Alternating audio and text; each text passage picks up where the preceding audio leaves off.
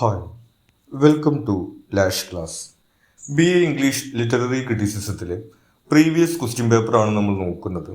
നമുക്ക് ഏതൊക്കെ രീതിയിലാണ് ക്വസ്റ്റ്യൻസ് പ്രതീക്ഷിക്കാവുന്നതെന്നുള്ളതും അവ എങ്ങനെയാണ് ആൻസർ ചെയ്യേണ്ടത് എന്നുള്ളതും ഡിസ്കസ് ചെയ്യുന്ന ഒരു ക്വസ്റ്റ്യൻ പേപ്പർ ആൻസറിംഗ് ആണ് നമ്മൾ പ്രൊവൈഡ് ചെയ്യുന്നത്. നമുക്കറിയാവുന്നതുപോലെ ആദ്യത്തെ സെക്ഷനിൽ ഷോർട്ട് ക്വസ്റ്റ്യൻസ് ആണ് വന്നിരിക്കുന്നത്. നമുക്ക് 15 ഷോർട്ട് ക്വസ്റ്റ്യൻസ് ഉണ്ട്. അത് എല്ലാ മൊഡ്യൂളിൽ നിന്നുള്ള ക്വസ്റ്റ്യൻസുമായിട്ടാണ് വന്നിരിക്കുന്നത്. ആദ്യത്തെ ചോദ്യം: What, according to Aristotle, are the two kinds of actions that poetry imitates? അരിസ്റ്റോട്ടലിന്റെ അഭിപ്രായത്തിൽ പോയട്രി ഏതൊക്കെ തരത്തിലുള്ള ആക്ഷൻസ് ആണ് ഇമിറ്റേറ്റ് ചെയ്യുന്നതാണ് ചോദിച്ചിട്ടുള്ളത്. രണ്ട് തരത്തിലുള്ള ആക്ഷൻസ് ആണ് നമുക്ക് വരുന്നത്. ഒന്ന് സിമ്പിളും മറ്റൊന്ന് കോംപ്ലക്സും. ഇതിൽ സിമ്പിൾ ആക്ഷൻസ് എപ്പിക് പോയട്രിയിലും കോംപ്ലക്സ് ആയിട്ടുള്ള ആക്ഷൻസ് ട്രാജഡിയിലുമാണ് ഇമിറ്റേറ്റ് ചെയ്യുന്നതാണ് അദ്ദേഹം പറയുന്നത്. What is dialogic method of philosophic enquiry? Dialogue എന്ന് പറഞ്ഞാൽ നമുക്ക് അറിയാവുന്നതാണ്. അതിൽ ഡിസ്കഷനും ഡിബേറ്റുമാണ് വരുന്നത്. അങ്ങനെ ഡിസ്കഷനിലൂടെയും ഡിബേറ്റിലൂടെയും കോംപ്ലക്സ് ആയിട്ടുള്ള ഐഡിയാസ് എക്സ്പ്ലോർ ചെയ്യുകയും മനസ്സിലാക്കുകയും ചെയ്യുന്ന മെത്തേഡാണ് അതിൽ വരുന്നത്. What is catharsis? കഥാർസിസ് നമുക്ക് അതുപോലെ തന്നെ ഇമ്പോർട്ടൻ്റ് ആയിട്ടുള്ള ഒരു കൺസെപ്റ്റാണ്. അത് ഓഡിയൻസിന്റെ ഇമോഷൻസ് പേർജ് ചെയ്യുക, അല്ലെങ്കിൽ ഓഡിയൻസിന്റെ ഇമോഷൻസ് ശുദ്ധീകരിക്കുക എന്നുള്ളൊരു കൺസെപ്റ്റാണ്. ഈ ട്രാജഡിയിൽ നടക്കുന്ന സംഭവങ്ങൾ കണ്ടിട്ട് ഓഡിയൻസിന് ഒരു സഹതാപം ഉണ്ടാവുകയും അതുപോലെ ഭയം ഉണ്ടാവുകയും നമ്മൾ ജീവിതത്തിൽ മിസ്റ്റേക്കുകൾ വരുത്തി കഴിഞ്ഞാൽ അതിന് കോൺസിക്വൻസസ് ഉണ്ടാവുന്ന രീതിയിൽ ഭയവും സഹതാപവും ഉണ്ടാക്കുന്ന എഫക്റ്റിനെയാണ് കഥാർസിസ് എന്ന് പറയുന്നത്. What was doctor Samuel Johnson's observation on poetry? Samuel ജോൺസന്റെ ഒബ്സർവേഷനിൽ പ്രധാനമായിട്ട് രണ്ട് കാര്യങ്ങളാണ് വരുന്നത്. നമുക്കറിയാവുന്ന പോലെ തന്നെ ഒന്ന് പ്ലീസ് ആൻഡ് ഇൻസ്ട്രക്ട്, അതായത് ഒന്ന് പ്ലഷറിന് വേണ്ടിയിട്ട് എന്റർടൈൻമെന്റിന് വേണ്ടിയിട്ടും മറ്റൊന്ന് ഇൻസ്ട്രക്ഷന് വേണ്ടിയിട്ടും, അതായത് മോറൽ വാല്യൂസ് ഒക്കെ ടീച്ച് ചെയ്യുന്നതിന് വേണ്ടിയിട്ടാണ് പോയട്രിയുടെ ഫംഗ്ഷൻ എന്നുള്ളതാണ് വരുന്നത്. നമുക്ക് കൂടുതൽ ഇവിടെ എഴുതേണ്ട ആവശ്യമില്ല, കാരണം ഷോർട്ട് ക്വസ്റ്റ്യൻ ആണ്. അപ്പോൾ നമുക്ക് 2-3 സെന്റൻസ് അവിടെ എഴുതേണ്ടി വരുന്നുള്ളൂ. Then how does Wordsworth define good poetry? ഇതും നമ്മൾ നേരത്തെ പറഞ്ഞതുപോലെ വേർഡ്സ്വർത്തിന്റെ വ്യൂസിനെ കുറിച്ചിട്ട് നമുക്ക് പാരഗ്രാഫ് എസ്സേക്ക് എഴുതാൻ പറ്റും. പക്ഷേ ഇത് ഷോർട്ട് ക്വസ്റ്റ്യൻ ആയതുകൊണ്ട് നമുക്കതിൽ പ്രധാനമായിട്ടുള്ള കാര്യങ്ങൾ എഴുതിയേ മതിയാവും. ഒന്ന് നമുക്കറിയാവുന്നതാണ്, അദ്ദേഹത്തിന്റെ ഡെഫിനേഷൻ എന്ന് പറയുന്നത് spontaneous overflow of powerful feelings എന്നുള്ളതാണ്. അപ്പോൾ ആ രീതിയിൽ ഈ ഇമോഷൻസിനാണ് അവിടെ അദ്ദേഹം പ്രാധാന്യം കൊടുക്കുന്നത്. അപ്പോൾ ഇമ്പോർട്ടൻസ് ഓഫ് ജെന്യുവൻ ഇമോഷൻ, അതുപോലെ തന്നെ അതിന്റെ റിഫ്ലക്ഷൻ എന്നുള്ളതാണ് ഈ ഗുഡ് പോയട്രിയുമായി ബന്ധപ്പെട്ടിട്ട് വേർഡ്സ്വർത്ത് പറയുന്നത്. How does Coleridge differentiate primary imagination from secondary imagination? ഇനി പ്രൈമറി ഇമാജിനേഷനകത്ത് നടക്കുന്നത് ചുറ്റുമുള്ള കാര്യങ്ങൾ മനസ്സിലാക്കാനും അതിൽ നിന്ന് ആർട്ട് ക്രിയേറ്റ് ചെയ്യാനുള്ള ഒരു കഴിവിനെയാണ് ഉദ്ദേശിക്കുന്നത്. സെക്കൻഡറി ഇമാജിനേഷൻ എന്ന് പറയുന്നത് ആ ഉണ്ടാക്കുന്ന ആർട്ടിൽ ചുറ്റുമുള്ള കാര്യങ്ങൾ അതുപോലെ കോപ്പി ചെയ്ത് വയ്ക്കാതെ അത് മോഡിഫൈ ചെയ്യാനും റീഅറേഞ്ച് ചെയ്യാനുമുള്ള കഴിവിനെയാണ് സെക്കൻഡറി ഇമാജിനേഷൻ എന്ന് പറയുന്നത്. What is Shelley's opinion on poetry?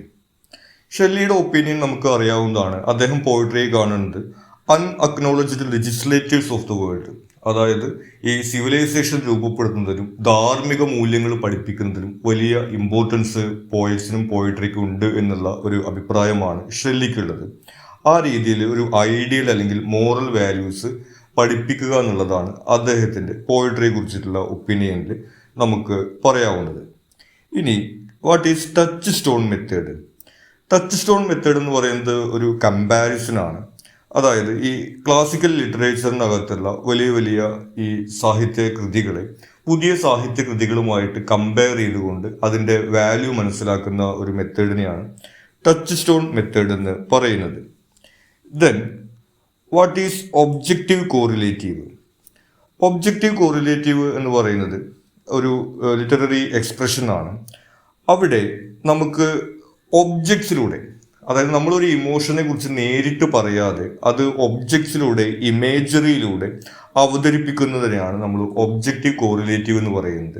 അതായത് ഇപ്പോൾ ഒരാളുടെ മാനസിക അവസ്ഥ എന്താണ്, വളരെ ദേഷ്യത്തിലോ അല്ലെങ്കിൽ സന്തോഷത്തിലോ ആണെന്നുണ്ടെങ്കിൽ അത് റൈറ്റർ വെറുതെ എഴുതി വെക്കുന്നതിന് പകരം അത് അയാളുടെ ആക്ഷൻസിലൂടെ അങ്ങനെയുള്ള ഇമേജറിയിലൂടെ അവതരിപ്പിക്കുക എന്നുള്ളതാണ് ഒബ്ജക്റ്റീവ് കോറിലേറ്റീവിൽ വരുന്നത്. According to I.A. Richards, what are the 4 kinds of meaning carried by words? I.A. റിച്ചാർഡ്സിന്റെ അഭിപ്രായത്തിൽ 4 തരത്തിലുള്ള മീനിങ്സ് ആണ് വേർഡ്സിനുള്ളത്. ഒന്ന് സെൻസ്, പിന്നെ ഫീലിംഗ്, പിന്നെ ടോണ്, അവസാനം ഇന്റൻഷൻ എന്നുള്ളതാണ് വരുന്നത്. ഇതിനെ കുറിച്ചിട്ട് ഡീറ്റെയിൽ ആയിട്ട് നമ്മൾ ഇതിന്റെ ക്ലാസിന്റെ വീഡിയോയിൽ പറയുന്നുണ്ട്. What is formalism? ഫോർമലിസം എന്ന് പറയുന്നത് ഒരു ക്രിറ്റിസിസവുമായി ബന്ധപ്പെട്ടുള്ള ഒരു മെത്തേഡാണ്, ഒരു അപ്രോച്ചാണ്. അതിൽ ഈ ലിറ്റററി വർക്കിന്റെ ഫോമിന് പ്രാധാന്യം കൊടുക്കുന്ന ഒരു രീതിയാണ് വരുന്നത്. അതായത് ഒരു ബുക്കിനെ അല്ലെങ്കിൽ ഒരു വർക്കിനെ ആ വർക്കായിട്ട് മാത്രം സമീപിക്കുകയും അതിന്റെ ബാക്ക്ഗ്രൗണ്ട് ഇൻഫോർമേഷൻസ്, അത് എഴുതിയത് ആര്, ഏത് കാലഘട്ടത്തിൽ എഴുതി തുടങ്ങിയിട്ടുള്ള കാര്യങ്ങളെ അതിനെ വിലയിരുത്തുന്ന സമയത്ത് പരിഗണിക്കാതിരിക്കുകയും ചെയ്യുന്ന ഒരു അപ്രോച്ചാണ് ഫോർമലിസത്തിൽ വരുന്നത്. ഇനി ആർക്കിടൈപ്പൽ ക്രിറ്റിസിസം. ആർക്കിടൈപ്സ് എന്ന് പറയുന്നത് റിക്കറിങ് തീംസ് ആണ്. അതായത് ഈ പ്രണയം, പ്രതികാരം അങ്ങനെയൊക്കെ ഉള്ള രീതിയിൽ വരുന്ന ഈ ക്ലാസിക്കൽ ലിറ്ററേച്ചറിനകത്തും പുരാണങ്ങളിലും അതുപോലെ സാഹിത്യത്തിൽ പൊതുവിലും അതുപോലെ തന്നെ മനുഷ്യ ജീവിതങ്ങളിലും ആവർത്തിച്ചു വരുന്ന വികാരങ്ങളും തീമുകളുമാണ് ഈ ആർക്കിടൈപ്സ് എന്ന് പറയുന്നത്. അപ്പോൾ അത്തരം കാര്യങ്ങൾ ഒരു വർക്കിൽ നിന്ന് ഐഡന്റിഫൈ ചെയ്തുകൊണ്ട് യൂണിവേഴ്സൽ തീംസ് കണ്ടെത്തുക എന്നുള്ളതാണ് ഈ ആർക്കിടൈപ്പൽ ക്രിറ്റിസിസത്തിനകത്ത് വരുന്നത്. Then what is irony? Irony എന്ന് പറയുന്നത് നമുക്ക് പരിചിതമായിട്ടുള്ള ഒരു പ്രയോഗമാണ്. വിരോധാഭാസം എന്നുള്ളതാണ് അതിൻ്റെ അർത്ഥം വരുന്നത്. അതായത് ഒരു കാര്യം ഉദ്ദേശിച്ചുകൊണ്ട് മറ്റൊരു കാര്യം പറയുക എന്നുള്ള ഒരു സാഹചര്യമാണ് അതിനകത്ത് വരുന്നത്. അത് ഹ്യൂമറിന് വേണ്ടിയിട്ടും അതുപോലെ തന്നെ സറ്റയർ ആ രീതിയിലും ഉപയോഗിക്കുന്നുണ്ട്. Mention 2 types of alankaras widely recognised in Indian poetics. ഇനി ഇന്ത്യൻ പോയറ്റിക്സുമായി ബന്ധപ്പെട്ടിട്ടുള്ള അലങ്കാരാസ് 2 രീതിയിലാണ് വരുന്നത്. ഒന്ന് ശബ്ദ അലങ്കാരം. അതായത് ശബ്ദം എന്ന് പറഞ്ഞാൽ നമുക്കറിയാം എന്താണ്, ആ വാക്കുകളിലൂടെ ഇങ്ങനെ അലങ്കാരം എന്ന് വെച്ചിട്ടുണ്ടെങ്കിൽ ഡെക്കറേഷൻ എന്നുള്ള അർത്ഥമാണ്. അതായത് ഒരു കവിതയുടെ ഈ ഭംഗി കൂട്ടുന്നതിന് വേണ്ടിയിട്ട് ഉപയോഗിക്കുന്ന പ്രയോഗങ്ങളാണ്. നമുക്കറിയാം literary devices, simile, metaphor, personification തുടങ്ങിയവ നമ്മൾ പഠിച്ചിട്ടുള്ളതാണ്.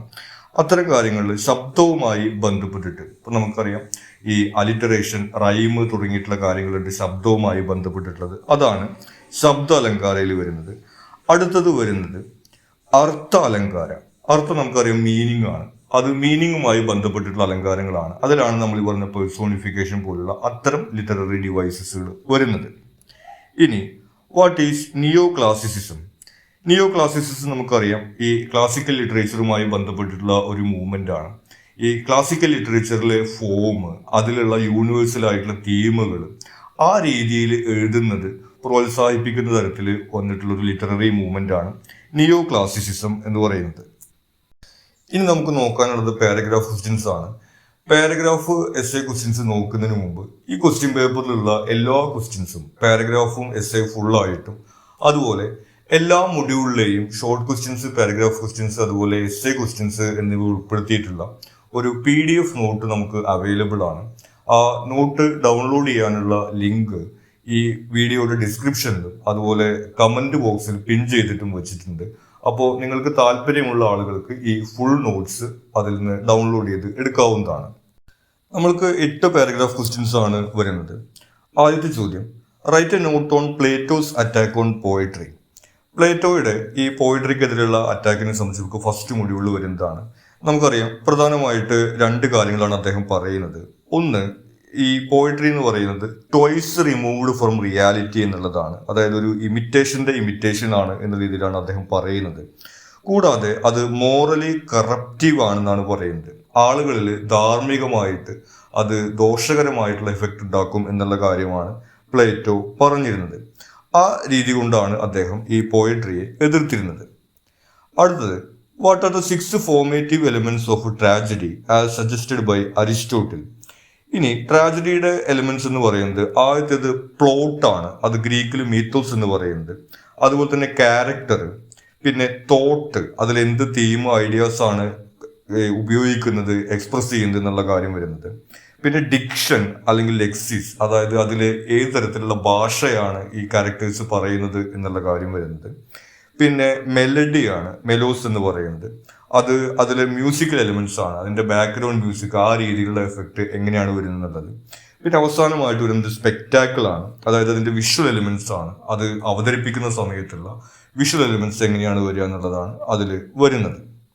അടുത്ത ചോദ്യം, discuss doctor Samuel Johnson as a great critic of Shakespeare.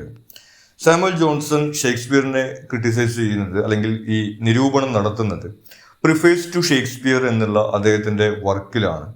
അതിനകത്ത് അദ്ദേഹം ഷേക്സ്പിയറിനെ പ്രൈസ് ചെയ്യാണ് ചെയ്യുന്നത്. അദ്ദേഹത്തിന്റെ ability to capture human nature, അതായത് ഈ മനുഷ്യരുടെ ഈ ഒരു അവസ്ഥ അവതരിപ്പിക്കുന്നതിലുള്ള ഷേക്സ്പിയറിന്റെ കഴിവ് അദ്ദേഹം അവിടെ പ്രശംസിക്കുന്നുണ്ട്. അതുപോലെ തന്നെ അദ്ദേഹം ക്രിട്ടിസൈസ് ചെയ്യുന്ന കാര്യം എന്ന് പറയുന്നത്, അദ്ദേഹം ഷേക്സ്പിയർ നമുക്കറിയാം നമ്മുടെ മലയാളത്തിൽ ബഷീർ എന്നൊക്കെ പറയുന്ന പോലുള്ള ഒരു അവസ്ഥയാണ്. അതായത് ഈ ക്ലാസിക്കൽ റൂൾസ് അദ്ദേഹം ഫോളോ ചെയ്യുന്നില്ല. ക്ലാസിക്കൽ ലിറ്ററേച്ചറുമായി ബന്ധപ്പെട്ട റൂൾസ് ഫോളോ ചെയ്യാത്തതിനാണ് അദ്ദേഹം ഷേക്സ്പിയറിനെ ക്രിട്ടിസൈസ് ചെയ്യുന്നത്. അപ്പൊ പൊതുവിൽ അദ്ദേഹം ഷേക്സ്പിയറിനെ പ്രൈസ് ചെയ്യുന്നുണ്ട് എന്നതിന്റെ ഫോമൽ ആയിട്ടുള്ള കാര്യങ്ങളിലാണ് ക്രിട്ടിസൈസ് ചെയ്യുന്നതായിട്ട് നമുക്ക് കാണാൻ കഴിയുന്നത്. ഇനി what is the difference between genius and talent? ജീനിയസും ടാലന്റും നമുക്കറിയാം. ജീനിയസ് എന്ന് പറയുന്നത് ജന്മസിദ്ധമായിട്ടുള്ള ഒരു ഇന്നേറ്റ് ആയിട്ടുള്ള ഒരു എബിലിറ്റിയാണ്. അത് ഈ ക്രിയേറ്റീവ് ആയിട്ട് എക്സ്പ്രസ് ചെയ്യാനുള്ള ഒരു എബിലിറ്റിയാണ് ഈ ജീനിയസ് എന്ന് പറയുന്നത്. ടാലന്റ് എന്ന് പറയുന്നത് നമ്മൾ പഠിച്ചെടുക്കുന്ന കാര്യങ്ങളാണ്. നമ്മുടെ സ്കില്ല്, എബിലിറ്റി എന്നുള്ളത് നമുക്ക് എക്സ്പീരിയൻസിലൂടെയും അതുപോലെ പ്രാക്ടീസിലൂടെയും നമ്മൾ ഡെവലപ്പ് ചെയ്യുന്നതാണ് ടാലന്റ് എന്ന് പറയുന്നത്. അടുത്ത ചോദ്യം, write a note on historical sense in light of Eliot's tradition and individual talent.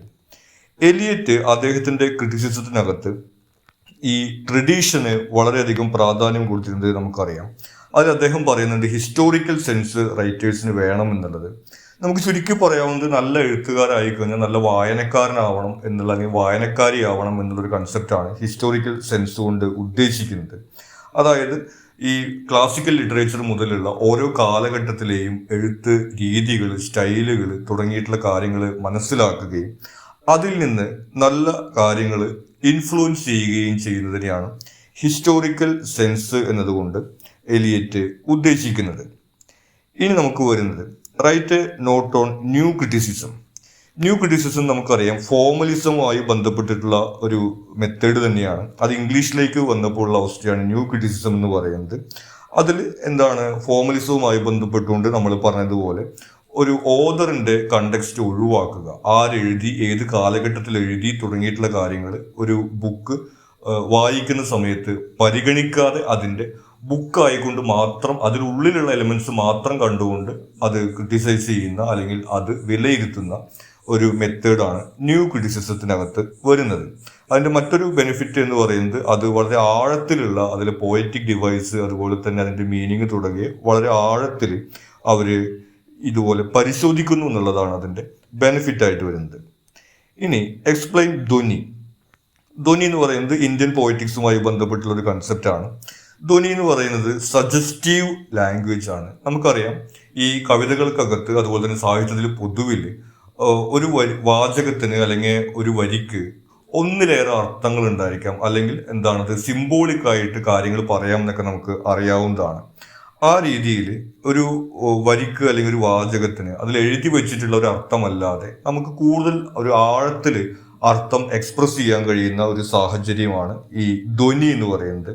ആ രീതിയിൽ ഈ ലാംഗ്വേജ് ഉപയോഗിക്കുന്നതിനെയാണ് ധ്വനി എന്ന് പറയുന്നത്. പോയട്രിക്കകത്ത് ഇമ്പോർട്ടൻ്റ് ആണ്. പിന്നെ നമുക്ക് വരുന്നത് വാട്ട് ഈസ് ഹ്യൂമനിസം. ഹ്യൂമനിസം എന്ന് പറയുന്നത് ലിറ്റററി മൂവ്മെന്റ് ആണ്.